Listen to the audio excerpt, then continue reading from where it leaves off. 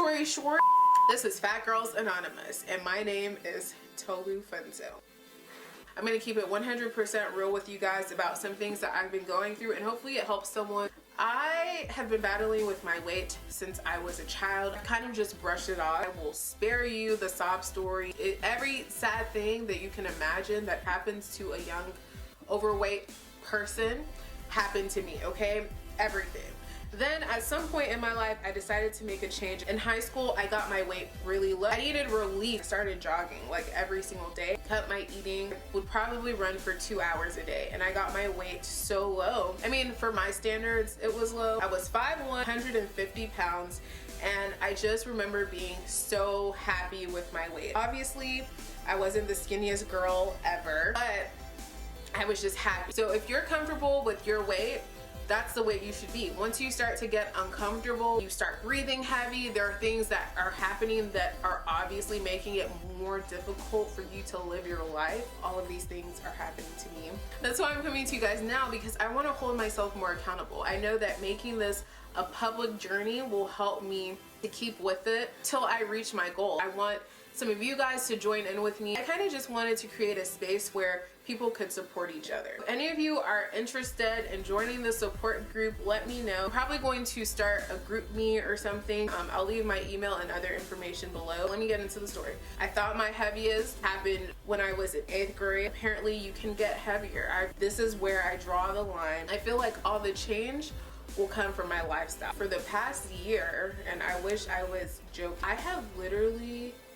given no craps about what I put into my mouth. I would go to Dunkin' Donuts 3 times a week. I would get 2 strawberry glazed donuts. I get the chicken bacon croissant, and I get a large iced tea. And since it was a meal, I would throw in the hash browns.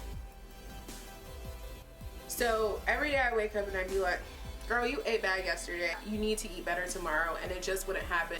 I watched my health deteriorate so much to where I couldn't even recognize who I was looking at in the mirror, because it was just not too long ago that I had lost 30 pounds. And I really felt like, you know, hopeless, honestly. I would start something for a day or two and then just kind of fall off. I wasn't able to adequately plan out what I was gonna eat. Nothing ever worked out because I wasn't ready. When you're ready, things will work. You will want it to work that badly. You have to be willing to put yourself first. When I really realized that I had hit that max for myself is when I did step on the scale eventually. I was really scared, and that basically led to where I am right now at 224 pounds. Only 5'1" the last day that I will weigh that weight. So recently I started my job search, had great interviews with great companies that I was really excited to start working with, was getting great feedback from my recruiters, and everything seemed to be going well, but whenever it came down to that final decision, I would always come up short for some reason. And I started to do a bit of research. Just was wondering, like, what am I doing wrong? And unfortunately, when I did my research, I found that if you're someone that's overweight, I'm not talking like 5, 10, 15 pounds overweight. I'm talking like significantly overweight. We're talking 40, 50, 60, 70 pounds overweight.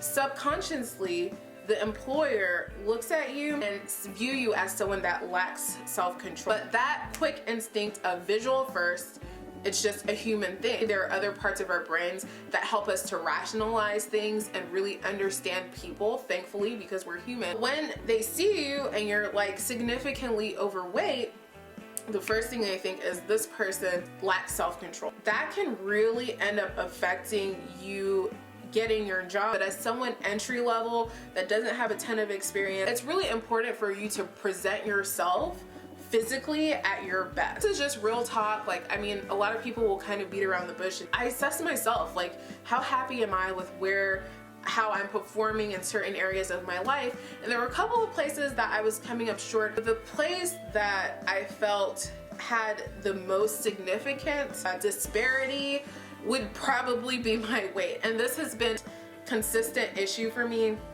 I've always, you know, marginalized it. I've always joked about it with my friends. Long story short, it made me extremely upset, like in the bed weeping every night, pity party. It came to a point where I was kind of like, who's gonna feel sorry for you? This is your life. You are the only person that possesses the power to control your life. I always try and keep it to myself. I've done this so many times before. Being public helps you to be more accountable. This has been holding me back on YouTube. When I wanted to review a product, I would do the video, I would go to edit it, then I would see my face and I would be like, whoa, like, when did my face get so big? It has held me back in more ways than one and completely frustrated me, to be quite honest. And we're gonna get it together, honey. All right.